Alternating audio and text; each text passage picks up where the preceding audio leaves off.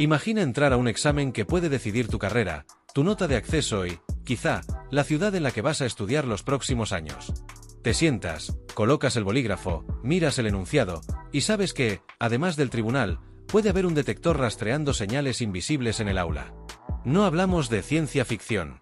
Hablamos de la PAU, de la antigua selectividad, y de una nueva preocupación que mezcla inteligencia artificial, dispositivos ocultos y confianza académica.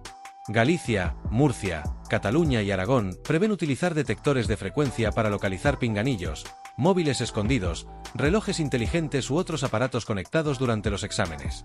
Y otras comunidades estudian sumarse a estos controles. La pregunta ya no es solo qué sabe un estudiante cuando se enfrenta a una prueba. Ahora también aparece otra, cómo garantizar que quien responde lo hace realmente sin ayuda externa. Porque la copia ya no tiene por qué parecerse a la chuleta de toda la vida. Puede estar en un auricular diminuto, en un móvil escondido, en una cámara camuflada o en una comunicación silenciosa con alguien fuera del aula. Y con la inteligencia artificial generativa, esa ayuda externa puede convertirse en una respuesta casi inmediata. Una foto del enunciado, una consulta rápida, una explicación dictada al oído, y el examen deja de ser una prueba de conocimiento para convertirse en una carrera tecnológica. Pero aquí empieza el dilema. ¿Estamos ante una medida necesaria para proteger la igualdad o ante el inicio de una vigilancia cada vez más intensa en los exámenes? Porque la PAU no es un examen cualquiera. Para muchos estudiantes, una décima puede separar el acceso a medicina, ingeniería, psicología, derecho, enfermería o cualquier otro grado con mucha demanda. Una décima puede significar quedarse cerca de casa o tener que mudarse. Puede alterar planes familiares, expectativas acumuladas y años de esfuerzo. Por eso, cuando se habla de fraude en la PAU, no se está hablando solo de alguien que intenta sacar ventaja. Se está hablando de la credibilidad de un sistema que ordena oportunidades. Y eso explica por qué las universidades y las administraciones educativas empiezan a mirar más allá del papel, del bolígrafo y del DNI. Hasta ahora, la vigilancia se apoyaba en normas claras: móviles fuera, relojes inteligentes prohibidos, material autorizado muy definido y tribunales atentos. Pero la tecnología se ha vuelto más pequeña, más barata y más difícil de detectar a simple vista.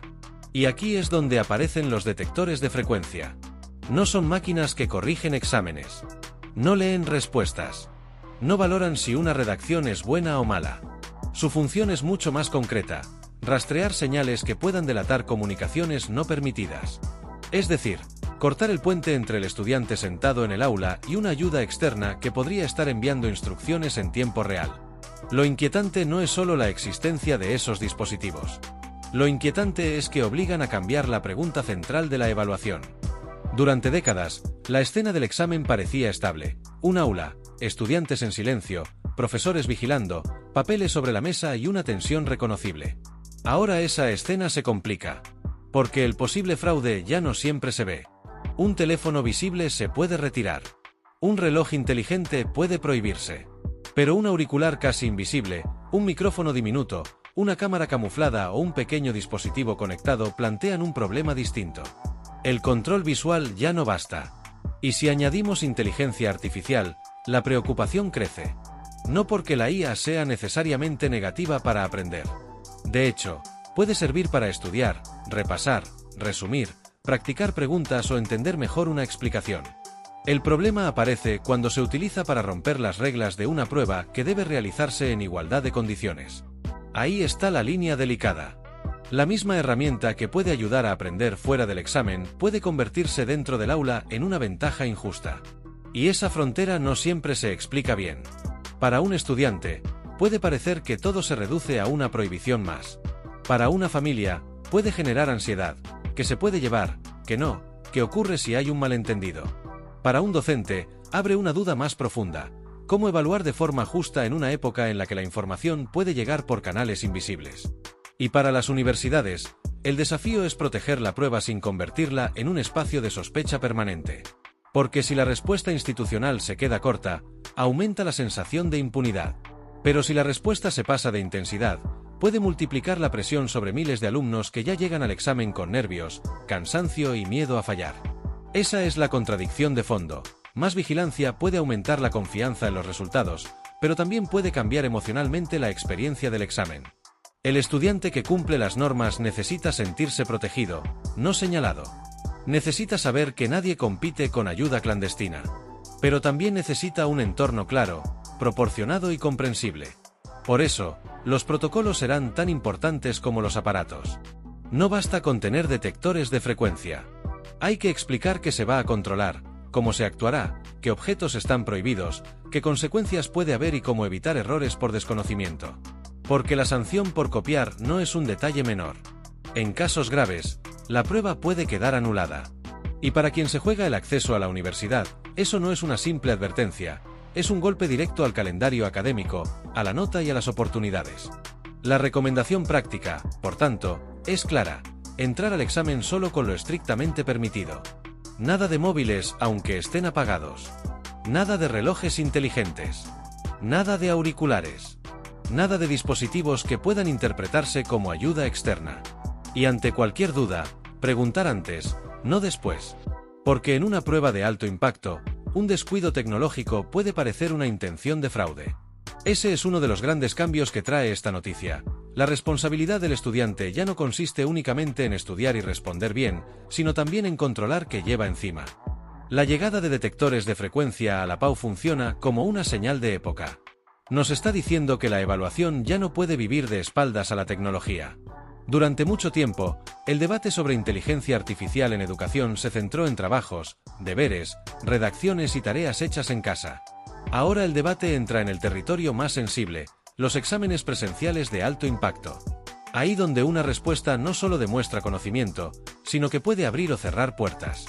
Y por eso esta noticia no afecta únicamente a quienes se presenten a la PAU. Afecta a docentes que diseñan pruebas, a familias que acompañan el proceso, a universidades que necesitan resultados fiables y a cualquier persona interesada en cómo se va a medir el mérito académico en los próximos años. Porque el gran debate no es si habrá tecnología en la educación. Ya la hay. El debate real es cuando esa tecnología mejora el aprendizaje y cuando rompe la confianza. Un estudiante puede usar inteligencia artificial para preparar un examen, detectar lagunas, practicar preguntas o entender conceptos difíciles. Eso forma parte de una nueva realidad educativa. Pero utilizar una comunicación oculta durante la prueba cruza a otra línea. Y esa línea importa porque la igualdad no se defiende solo con temarios comunes o criterios de corrección. También se defiende garantizando que todos juegan con las mismas reglas en el momento decisivo. Ahora bien, tampoco conviene caer en una visión simple. La vigilancia técnica puede disuadir, pero no resolverá por sí sola el problema de fondo. Si la educación responde a la IA únicamente con detectores, prohibiciones y controles, estará actuando tarde y solo en la superficie. Hará falta algo más: formación en integridad académica, normas claras, evaluación bien diseñada y una conversación honesta sobre el uso ético de las herramientas digitales. Porque la tentación de copiar no nace solo de la existencia de un aparato. También nace de la presión extrema, de la obsesión por la nota, de la sensación de que una prueba decide demasiado y de la idea de que quien no utiliza atajos compite en desventaja. Ahí hay una pregunta incómoda que merece quedarse abierta: ¿qué tipo de sistema educativo estamos construyendo si cada avance tecnológico nos obliga a reforzar la vigilancia antes que la confianza? Tal vez los detectores de frecuencia sean necesarios en este momento. Tal vez protejan al alumnado honesto. Tal vez eviten fraudes difíciles de detectar. Pero también nos recuerdan que la confianza académica es frágil. Se construye durante años y puede quebrarse con rapidez cuando aparece la sospecha de que no todos compiten en igualdad. Por eso, la PAU que viene no solo examinará conocimientos. También examinará la capacidad del sistema para adaptarse sin perder proporcionalidad, justicia y serenidad.